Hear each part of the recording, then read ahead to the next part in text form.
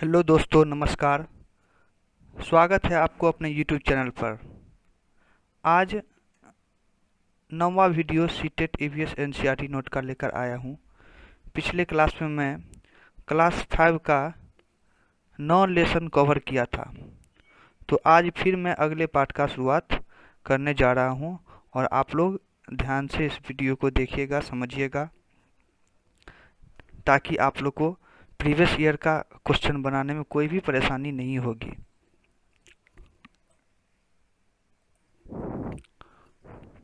तो अगले वीडियो में मैं पाठ 10 से स्टार्ट करने जा रहा हूँ। तो पाठ 10 में है बोलती इमारतें। तो इस पाठ में कुछ ज़्यादा खास नहीं लगा जो आप लोग के सामने मैं दिखाऊं, तो इस पाठ को मैंने छोड़ दिया। अब आगे 11 पाठ में हम लोग आते हैं। 11 पाठ में है सुनीता अंतरिक्ष में। तो इस पाठ में बहुत इंपॉर्टेंट है ये आप लोग के लिए। तो जिसमें पहला प्रश्न है, अंतरिक्ष में सभी चीज़ें वायु में तैरने क्यों लगती है?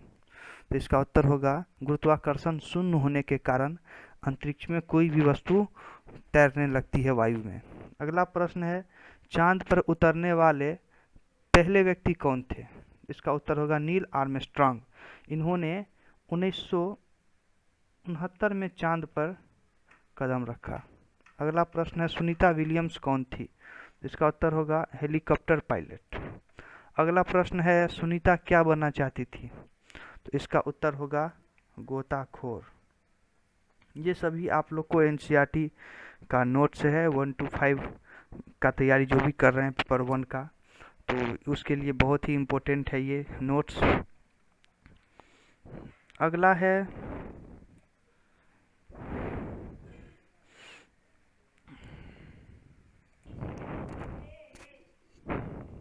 पाठ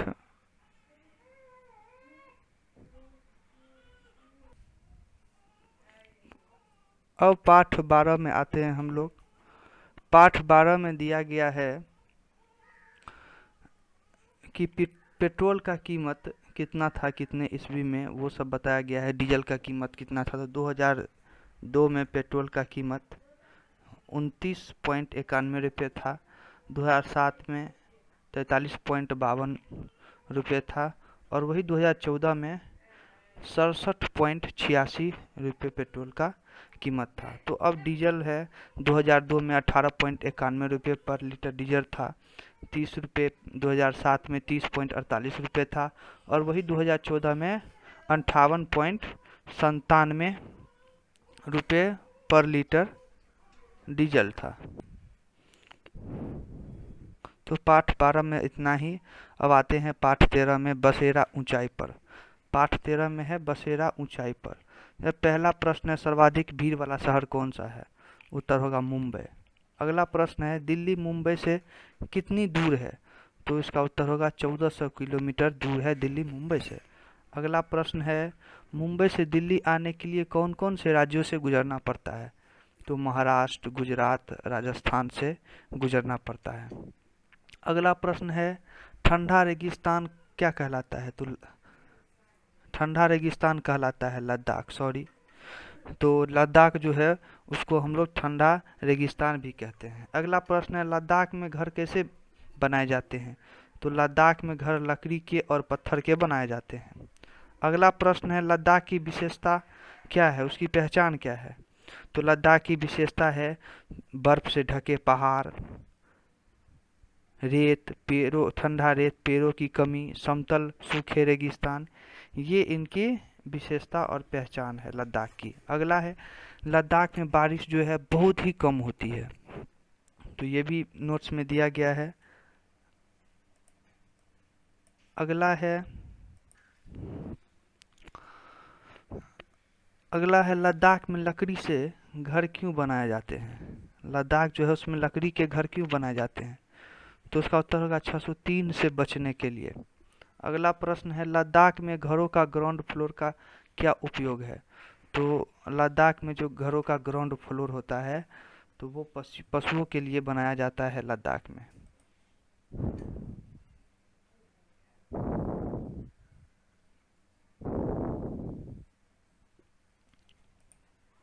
अगला प्रश्न है, लद्दाख में घरों की छत का प्रयोग किस काम में किया जाता है? तो लाल मिर्च, सीताफल, मक्का, धन, उपले आदि सुखाने के लिए लद्दाख में घरों की जो छत होती है उसका प्रयोग किया जाता है। अगला है, चांगथांग कितनी ऊंचाई पर है? दोस्तों ये प्रश्न बहुत ही इंपॉर्टेंट है। चांगथांग कितना बार पूछ चुका है सीटेट में, तो ये 5000 मीटर की ऊंचाई पर है।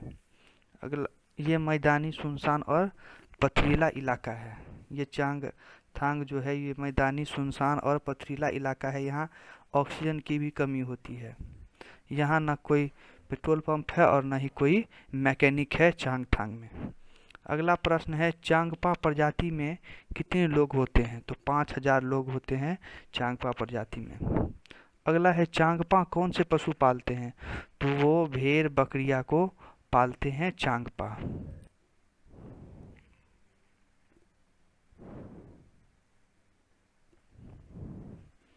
अगला है, भेड़ बकरियां से क्या मिलता है? तो दूध, मांस मिलता है, खाल मिलता है भेड़ और बकरियां से। भेड़ बकरियां की चांगपा लोगों की पूंजी होती है। जिस परिवार में जितनी अधिक भेड़ बकरियां, वह परिवार उतना ही अमीर माना जाता है। चांगपा लोग घुमंतू होते हैं। ये केवल 2 से 2.5 घंटे में अपना सामान घोड़ों और याक पर लादकर एक जगह से दूसरी जगह निकल जाते हैं। इनके ठिकाने का जो टेंट होता है उसको रेबो कहा जाता है। तो ये चांगपा जो होते हैं वो उसकी जो है भेड़ बकरियां पूंजी होती है। जिसके परिवार में चांगपा के परिवार जो होते हैं उसमें ज़्यादा भेड़ बकरियां जिसके परिवार में होते हैं वो सबसे ज़्यादा अमीर माना जाता है वहाँ पर। और चांगपा के लोग घुमंतू होते हैं, मतलब एक जगह से दूसरे जगह वो घूमते रहते हैं। और वो उसका जो ठिकाना होता है, जैसे कि वो कहीं पर टेंट गाड़ के रहता है, कहीं पे जाने आने के प्रक्रिया में कहीं पे टेंट लगाया, जिसको हम लोग रेबो कहते हैं। अगला है, हर परिवार अपनी भेड़ बकरियों पर एक खास निशान लगाते हैं। ये कम औरतों और जवान लड़कियों का रोज का काम होता है। तो वहाँ पे निशान लगाते हैं ताकि कोई एक दूसरे में मतलब मिल ना जाए, इसीलिए वहाँ पे एक खास निशान लगाया जाता है वहाँ के भेड़ बकरियों में। अगला है प्रश्न, पत्थरों व चट्टानों से बने बकरियां के घर को चांगपा क्या कहते हैं? तो लेखा। पत्थर और चट्टान से जो बकरियों के लिए घर बनाया जाता है उसको चांगपा जो होते हैं, चांगपा सॉरी, उस लेखा कहते हैं उसको। अगला प्रश्न है, पश्मीना शॉल किससे बनता है? बहुत ही इम्पोर्टेंट क्वेश्चन है दोस्तों, इसको आप लोग जरूर देखिएगा, ये पूछता ही है सीटेट में। अगला प्रश्न है, पश्मीना शॉल किससे बनता है? तो ये जो है भेड़ बकरियों के बाल से पश्मीना शॉल बनाया जाता है। पश्मीना शॉल जो होता है वो 6 स्वेटरों के बराबर गर्मी देता है। उसमें बहुत ज़्यादा गर्म होता है वो पश्मीना शॉल, परंतु मोटा भी नहीं होता है, एकदम पतला होता है, लेकिन उसका गर्मी बहुत ज़्यादा होता है। तो ठंडी के मौसम में इसका शॉल का उपयोग लोग बहुत करता है वहाँ के। अगला है, चांगथांग का तापमान सर्दियों में 40 डिग्री सेल्सियस तक चला जाता है। दोस्तों ये मेरा व्हाट्सएप नंबर है 8409278104। ये मेरा व्हाट्सएप नंबर है। अगर आप लोग को नोट्स चाहिए तो इस नंबर पे मैसेज कर दीजिएगा और आप लोग को नोट्स वहीं से व्हाट्सएप पे ही PDF फाइल में मिल जाएगा।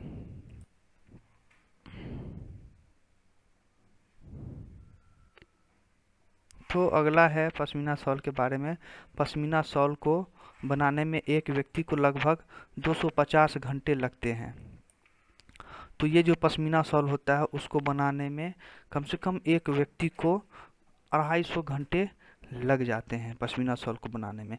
तो ये पश्मीना शॉल जो है बहुत ही गर्म होता है दोस्तों, और ये पश्मीना शॉल बहुत ही इम्पोर्टेंट क्वेश्चन भी है आप लोग के लिए, शायद हो सकता है 2020 में ये पश्मीना शॉल पूछ सकता है आप लोग को कि पश्मीना शॉल। आप लोग को क्वेश्चन इस तरह पूछे जाएंगे, 2-3 ऑप्शन रहेगा बड़ा बड़ा लंबा सा कि पश्मीना शॉल किससे बनता है। पश्मीना शॉल के बारे में आप लोग को पूछा जाएगा।